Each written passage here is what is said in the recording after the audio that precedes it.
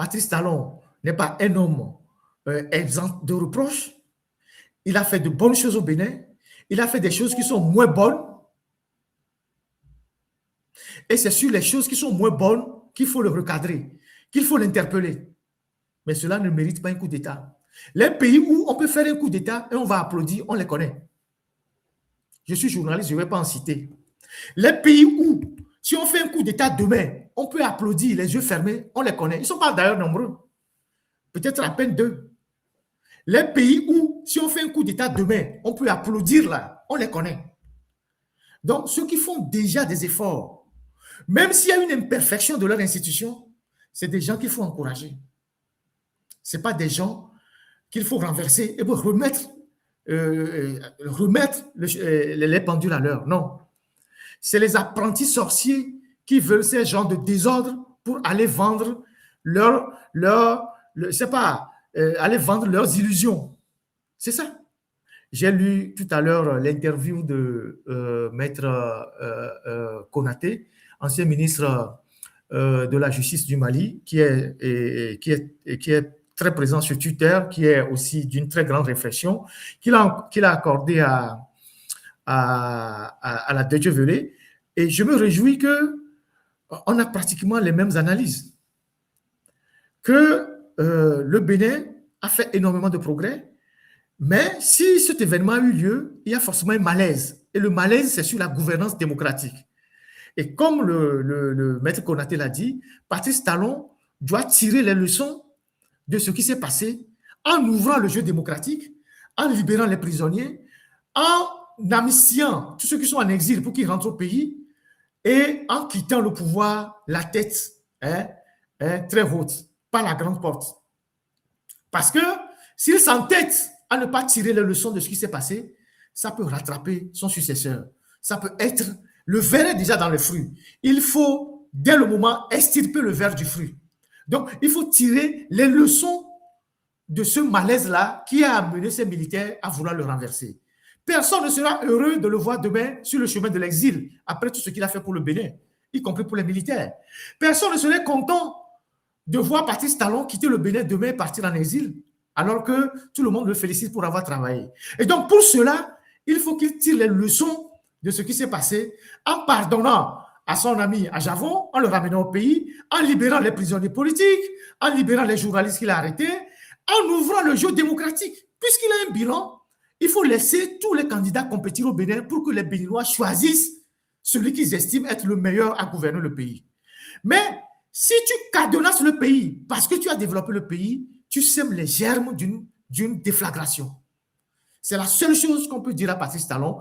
Et s'il écoute les gens, s'il écoute tous ceux qui lui disent la même chose, tous ceux qui font des analyses pertinentes et qu'il accepte d'annuler toutes les dernières réformes qu'il a eu à faire avant de partir, il partira par la grande porte. Il a fait les 10 ans, il a été salué, il faut qu'il passe par la grande porte. Voilà ce que moi j'ai à dire, mais on n'a pas besoin d'un coup d'État au Bénin. Peut-être ailleurs. Suivez mon regard, mais pas au Bénin. J'espère que nous garderons la même détermination, le même enthousiasme, les mêmes lucidités d'analyse. Parce que nous sommes dans une période de confusion totale, où les illettrés, les gens qui ont raté même les matières élémentaires à l'école sont devenus les plus grands donneurs de leçons en politique. Ils sont devenus ceux qui conduisent la foule. C'est ça qui est dangereux. Nous sommes dans une période de confusion où l'élite a cessé de jouer son rôle, où l'élite a contribué à semer la confusion et les apprentis sorciers sont rentrés dans la brèche en train de manipuler les foules. C'est ça la réalité. Tout le monde s'est improvisé grand analyste, super analyste, politicien, politiste, grand intellectuel. C'est ce que Apidouama dénonce.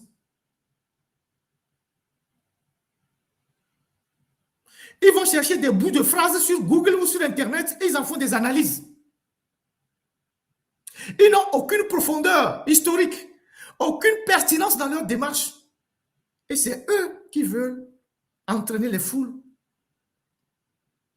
Tantôt ils sont panafricains quand ça les arrange, tantôt ils sont de ce côté quand ça ne les arrange pas. C'est des gens qui n'ont même pas de la moelle épinière. Ils n'ont même pas de socle.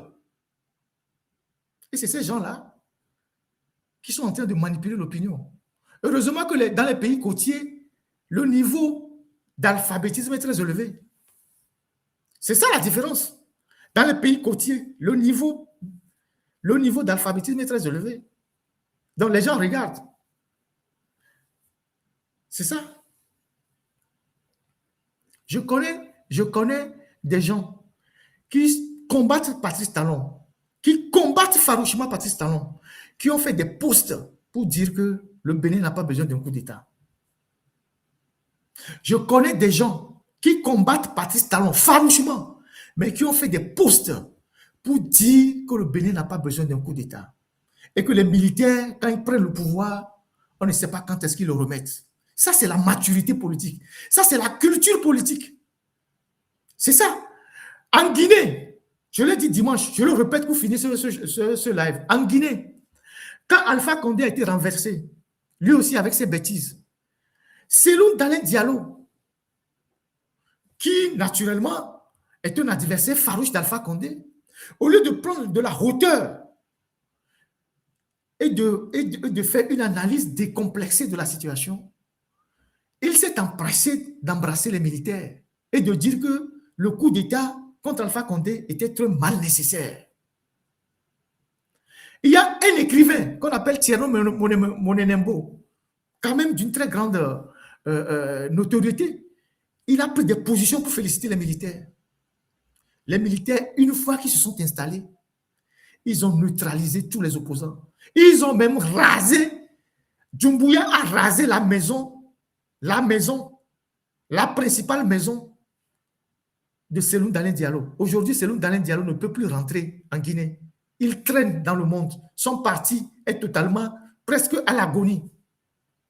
Et je suis convaincu que si on demande demain ou aujourd'hui à Cellou Dalein Diallo s'il peut encore supporter un coup d'État, il va réfléchir par deux fois.